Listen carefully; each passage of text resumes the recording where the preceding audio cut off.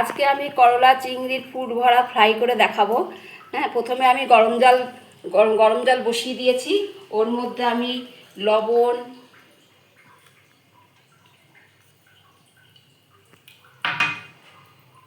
আর হলুদ দিয়ে এগুলো করলাগুলো সিদ্ধ বসিয়ে দেবো, মানে ভাপ দেবো, বেশি সিদ্ধ করা যাবে না, ভাপ দেবো। বেসন নিয়েছি আর তার মধ্যে একটু কর্নফ্লাওয়ার দেবো,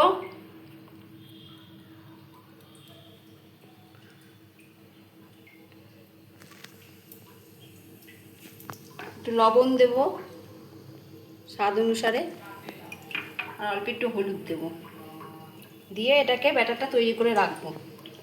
ভাপিয়ে নেওয়া হয়ে গেছে। আমি দেখো এই ভেতর থেকে সব মানে বীজগুলো বার করে ফেলেছি, তারপরে আমি ভাপিয়েছি। এগুলো আমার ভাপানো হয়ে গেছে। আমি এবার তরকারিটা বসিয়ে দেবো। এইদিকে কড়াই গরম বসিয়েছি। কড়াইতে অল্প করে তেল দিয়ে আমি মাছটা ভাজবো, চিংড়ি মাছটা।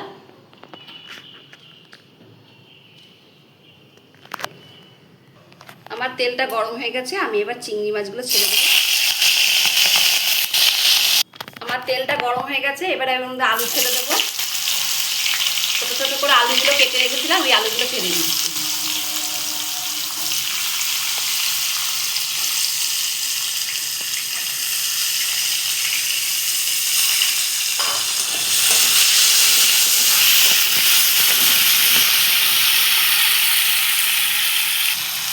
পরিমাণ মতো লবণ,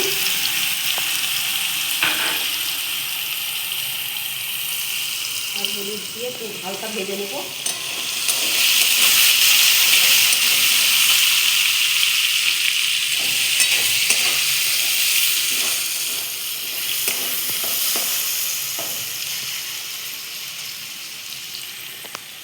অল্প করে পেঁয়াজ কুচি,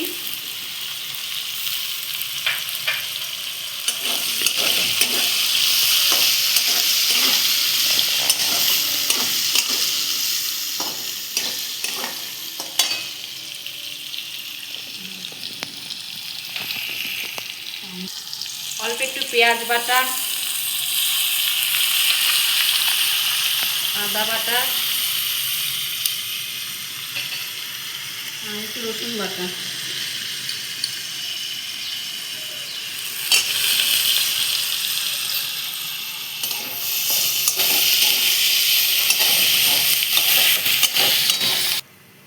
হলুদ, একটু জিরের গুঁড়ো, আর অল্প একটু লঙ্কার গুঁড়ো দেবো। বেশি ঝাল করবো না, অল্প একটু লঙ্কার গুঁড়ো দেবো। আর তার সাথে একটু লঙ্কা কুচিও দিয়ে দেবো।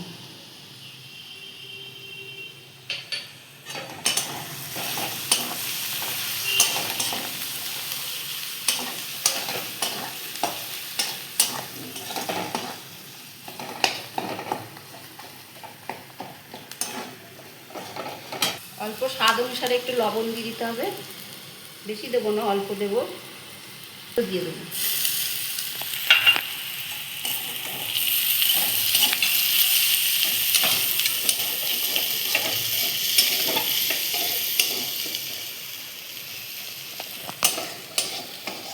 আর অল্প একটু জল দিয়ে আমি তরকারিটা ভালো করে কষিয়ে নেব।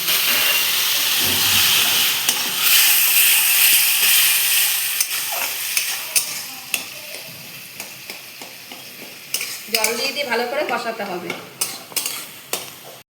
আর অল্প একটু গরম মশলা দিয়ে দেবো, দিয়ে নামিয়ে দেবো।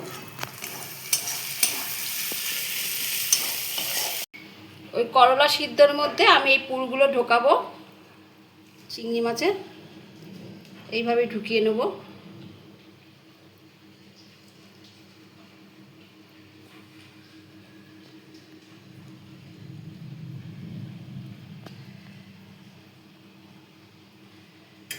এইভাবে ঢুকিয়ে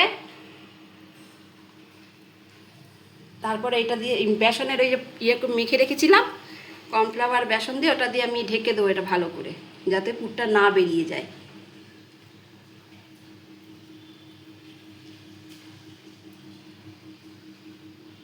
এইভাবে আমি সবকটা করে নেব। এইভাবে আমি সবকটা করে নেব। পুরগুলো ভরে এইভাবে ঢেকে দিয়েছি। তারপর আমি এই যে বেসনের মধ্যে চুবাবো আলতো করে।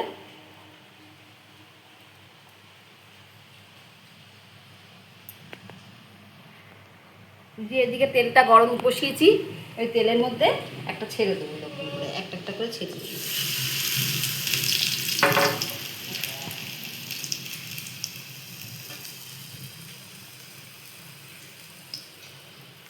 আমার এই যে করলার চিংড়ির পুর ভরা ফ্রাই করা হয়ে গেছে। দেখো কার কীরকম লাগলো আমাদের কমেন্ট বক্সে ভালো করে জানিও।